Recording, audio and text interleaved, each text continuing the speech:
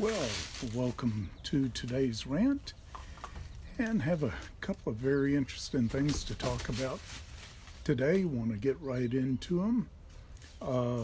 It's just on a White House call to faith leaders a little while ago, and very interesting. They wanted to talk about the prison reform, the First Step Act, and it is really, I think, an important legislative initiative, and I just wanted to mention a few of the details about it. They wanted everybody to understand the first goal is public safety, is making our country safer. And prison reform is probably a major step in doing this. And but there've been some conservative organizations that put out some things about this act that turned out not to be true, and just kind of a reaction. No, we're in desperate need of prison reform in our country. And I think this one addresses almost everybody's major issues, a very wise piece of legislation. And it is focusing on reducing the prison population by identifying nonviolent criminals and providing options in respect to them. And now, one of the things, this is kind of seeking to correct the negative impact on minorities of the Clinton crime bill, Bill Clinton's crime bill, which included things like the 3 strikes you're out, which has turned out to be terribly unjust in some cases.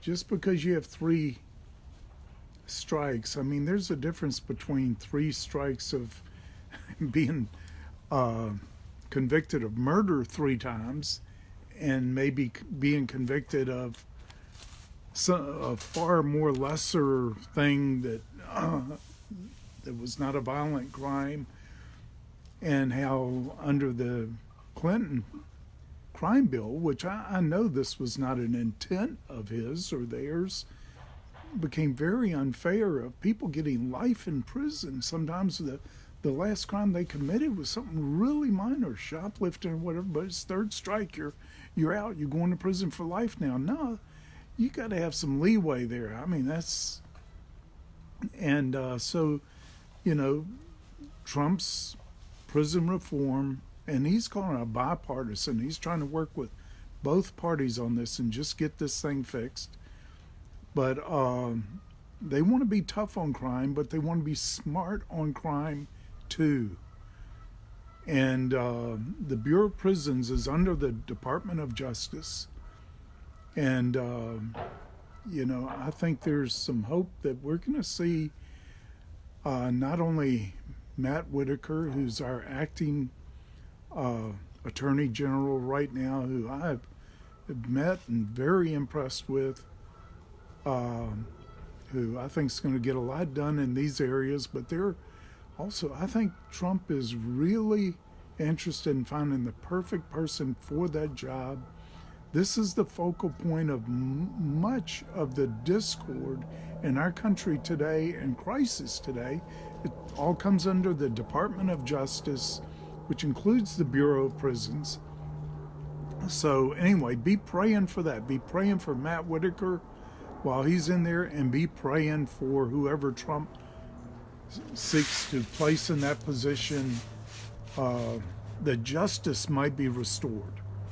And one of the things I've been so encouraged, some of you, my friends, have sent me dreams recently they've had that I think were very prophetic, and something we've been talking about, I've been talking about on this rant for a couple of years now, is that judicial tyranny, and what has even gone on to be in judicial anarchy, truly is the greatest threat to our country now.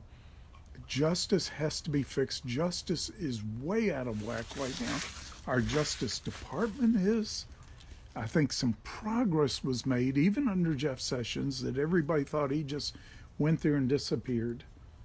And the people there who really liked him and really appreciated him, are loyal to him, were also saying he was just in way over his head. Maybe so, perhaps, whatever it was. There was a lot of things done that were incomprehensible to me, and I know to many others. I know when he first came out and said he was not going to prosecute Lois Lerner for what was done at the IRS. This is one of the worst crimes as far as affecting the basic liberty of our country. And you say, well, how was her persecution of a few conservative organizations, actually many conservative organizations, such a threat to our liberty in our country? Because it was the politicizing of the IRS and the weaponizing it against political enemies, what they saw as their political enemies, that it really is the greatest threat, one of the greatest threats to our country. That she should have been prosecuted. Everybody involved in that in the IRS should have been prosecuted, and I hope that somehow this surfaces and it gets done. It was no accident that when we had glasnost with the Soviet Union, their openness, one of the first things that shocked many in America was how the KGB actually did not consider the CIA as their counterpart in America. They considered the IRS their counterpart because they said it's the IRS that really controls the people, is being used to control the people. And sometimes your enemies will have more discernment about you than your friends will. And that was a terrible miscarriage of justice, what was done under the Obama administrations and the weaponizing of our IRS to silence opposition, to silence conservatives. That should have been prosecuted. And I tell you, to me, I can hardly imagine a more appropriate punishment for that. If anything, deserve life in prison, threatening our liberty, our basic liberties, with something like that. Now that's worthy of maybe a 3-strike or 1 strike and you're out type of deal. Now that's one of the things that has to happen if we're going to have justice in our country. We've got to have the Department of Justice not be politicized, where it is not motivated by political interests. Right now everything is, almost every judge and almost every judgment, almost every thing that is going on in the Department of Justice and in our courts, it's more based on political issues than it is justice. Justice has to be blind. That has to be recovered if we're ever going to have justice in our country again. It's no accident that the Founding Fathers saw judicial tyranny, which they described and identified, in which now we have exactly as they warned about. It was this kind of judicial tyranny that they thought was the greatest threat to the Republic, and I believe they were right. I believe they are right. And this is something that has to be rectified.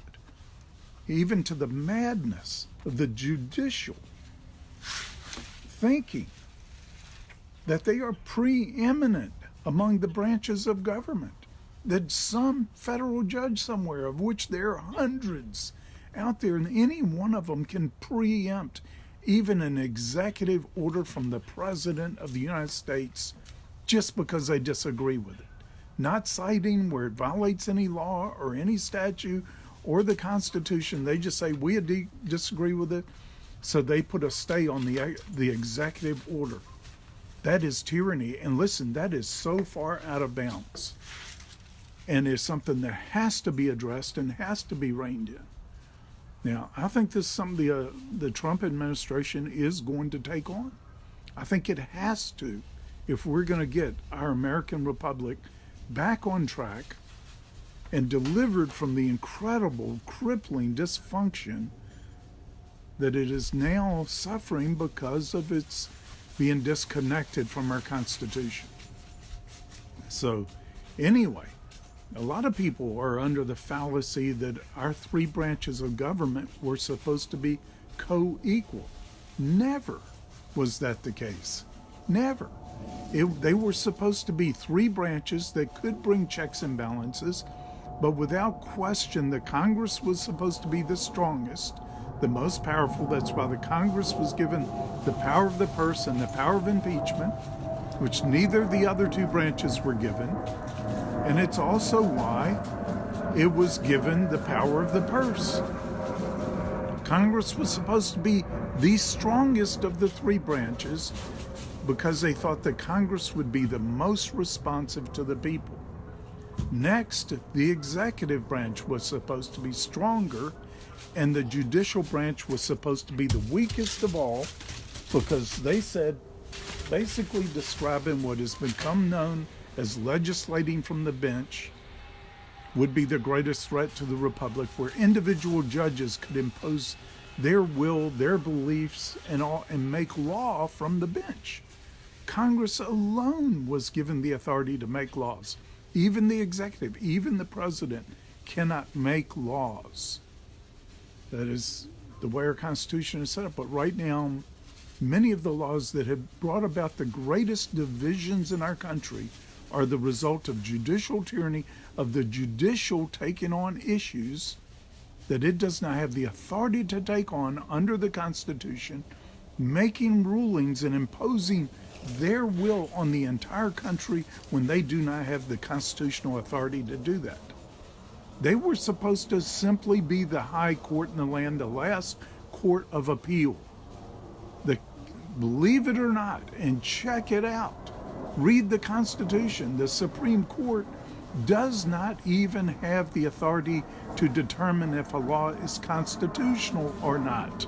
The Congress was given that.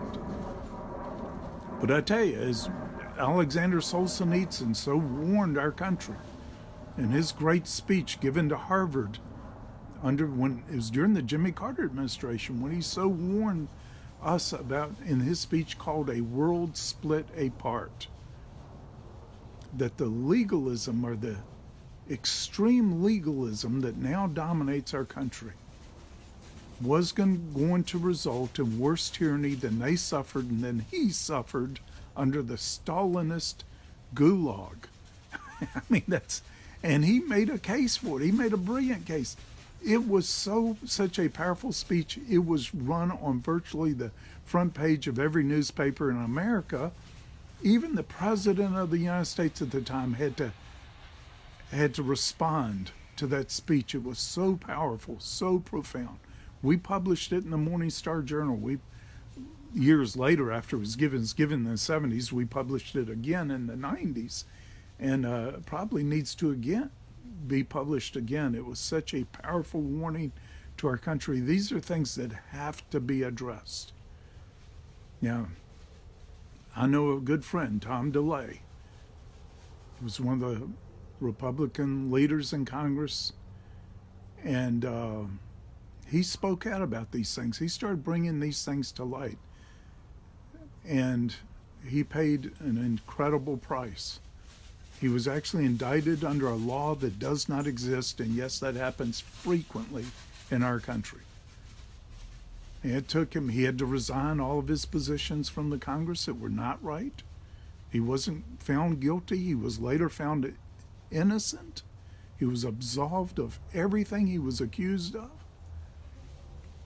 But, he had to pay about $12 million. I think it's $10 or $12 million it cost him to fight that. And then, of course, he never got his positions back in Congress. Now, people think, well, ask me, aren't you afraid they're going to come after you? They already have. Trust me, we have already been treated so bad by just our local courts, so unrighteously, so unconstitutionally. That's why you may have heard, we filed a lawsuit in U.S. federal court, claiming religious persecution. We got pretty good proof of it. And, whether the courts Well, you can't trust the courts anymore for justice. We don't know how it's going to come out. We know our case. We know our standing is solid. And I think anybody who reads the evidence is going to accept that. Is going to see it for what it is. But anymore, you get punished in the courts severely for even inferring that they're not the gods they think they are, ruling our country from the bench. This has to be reined in. It has to be addressed. And I will continue to speak out about it. We are not going to give up on this case. We're not going to give up on our case. And as it has become, I think another example of what is gone awry in our judicial system, because it's not just the way we were treated by the local county officials. It was the way the courts have handled this so far that needs to be investigated, desperately needs to be investigated. I think any AG worth their salt is going to look into that. And they read our evidence. Something needs to be done. And yeah, we may pay a terrible price too, but somebody's got to stand up against tyranny. And we have judicial tyranny in our country today. Resolve that you are not going to cave to it, that you will stand up. And we all need to stand. We need to do more than speak out. And anytime you confront tyranny, yes, you're going to be subject to tyranny and all kinds of threats and everything else. Well, guess what? That's my world. That happens all the time to me. And who knows when you may have paid the ultimate price. But I tell you, our country was built by those who laid it all on the line, and they had a lot to lay on the line to prepare and to build a country like we've had and the liberties we have, and we just cannot allow that to be lost on our watch. And right now, judicial tyranny is a far greater threat than Russia, than China, and they are threats too. It is a far greater threat than radical Islam or anything else. Our worst enemy right now is judicial tyranny. It can tear us down from within.